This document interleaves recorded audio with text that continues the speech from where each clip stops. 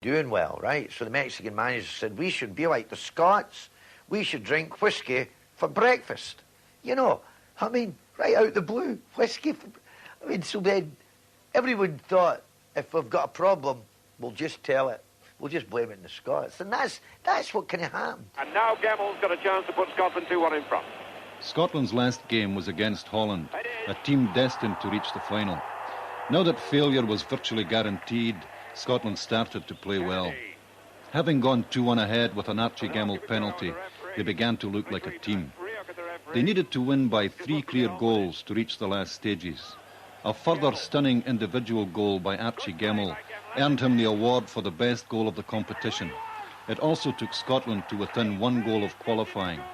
The Scottish talent for disregarding probability began to reassert itself. The miracle is beginning to happen. They need 1 more to qualify. And finishing like this is lethal. And we were within that of making it. And I can remember when it went to 3-1, I think it was Robertson that played with Notts Forest. He shouted along, boss, he says, somebody up there likes you. You know, and that was the first time I can honestly say I can relax. And I thought, God, I'm going to... In my own mind, I thought, God, I'm going to make it. You know, and just then the Dutch lad got the ball in front of me, and I kind of said, go on, hit it. I mean, it was about 45 yards. Go on, hit it. See, when you hit it, and right in the back of the net, I remember going, oh, God. It was to be Ali MacLeod's last misjudgment of the World Cup. The despair of the players found an echo in a lot of Scottish homes. Nobody could avoid it. I mean, we just had to skulk around and not talk to English people, and it lasted for months. Everybody in this country was reduced by what happened over there. And it was a sign how it's too important, football, for this country. Should have been given to somebody else, not us. Let them endure it. Let them endure the agony and the misery of seeing our sides get beaten. And, I mean, seeing them win as well. I mean, that's nice. But, I mean, on balance, it's a hard slog if you're into the football and into watching Scotland. It's a long, long, hard slog. Good moments in it, though. The Scottish team's good moments have continued to be addictive, but the unrealistic optimism they have sometimes generated was partly diffused by the pragmatic management of Jock Stein. He introduced the Mr. Hyde of Scottish fantasies to the Dr. Jekyll of reality. He understood perhaps better than most the unhealthiness of a country whose nationhood is located where its sport should be. When Scotland qualified for the 1982 World Cup, Jock Stein made sure that unjustified expectations were not part of the luggage we took to Spain. Brilliant pass forward. Well, there's a great... His common sense kept Scotland's good moments in perspective.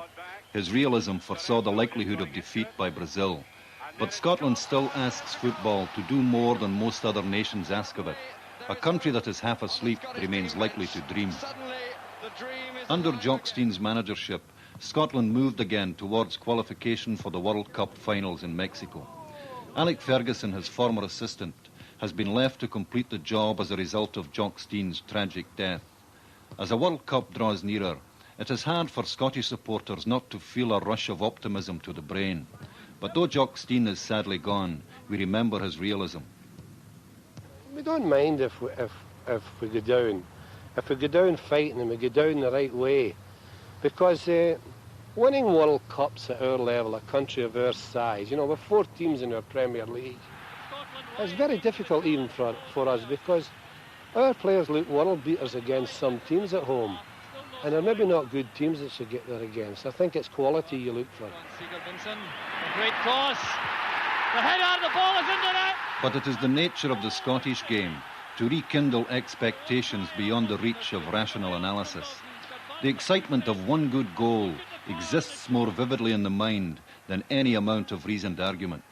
One success achieved with style, no matter what the standard of the opposition is, will convince the Scottish support that Scotland can perhaps be the equal of any team in the world. Yes, we have that. We have delusions of adequacy where other countries have delusions of grandeur, but we still stumble through the minefields and thoroughly enjoy ourselves. A good performance from a Scottish football team continues to give an extra shine to our sense of ourselves. In the successful player, we tend to see our own reflection, insubstantial as it may be. This mixture of sort of arrogance and competitiveness, which is the good side of Scottish football, Scottish skills, that can slide off. I mean, there is a self-destruct button. I mean, this can all rapidly disappear overnight, leaving not a team, not a group or anything. Alan Sharp, the novelist, said to me, he said, you know, the trouble with Scottish football teams is there are 11 Scots in it. The perfect Scottish team would only have 3 Scots, and you pick other people. Scotland's dream of being a great footballing nation is seldom interrupted by the facts, no matter how ordinary. Having won at Hampden, Wales were to fall foul of bad luck rather than good play from Scotland at Cardiff. The Welsh had gone ahead in the first half, but the decision about which of the two countries went forward from the match was to involve for the second time a disputed penalty. No matter how unspectacular the route had been, the destination had been reached for the 4th time in a row. It was the chance to see Scotland play on the world stage as their fans have always believed they can play.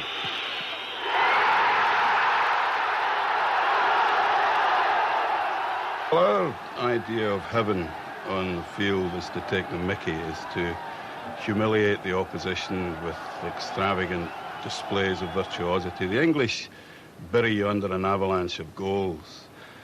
Our great days are vividly recaptured in a million pub conversations. The thing is, of course, that 50 years on, a Brazilian or a Hungarian can get the message about what England did. We'd have to be there to tell them, but who cares? We've always known that the extent of our greatness is pretty much a private matter among ourselves. Nobody else really understands it fully. But maybe we've learned by now that greatness needs a structure in which to happen. The great thing about this pool is that there's a good spirit about the players. There's a good camaraderie among the players. It's almost like a club situation. Okay, that like even at club level you have particular players who like to room with one another. That hasn't changed. But there's no bickering, there's no pettiness, and it's a great feel among the for me, looking at this situation and smelling it. And as a manager, you get to smell things. It's good. I like it. Yet no matter how cautiously practical the manager's approach may be, the Scottish fans will go to the World Cup looking again for glory, travelling like the kings from the East in search of a miracle, following yet another star with a number on his back.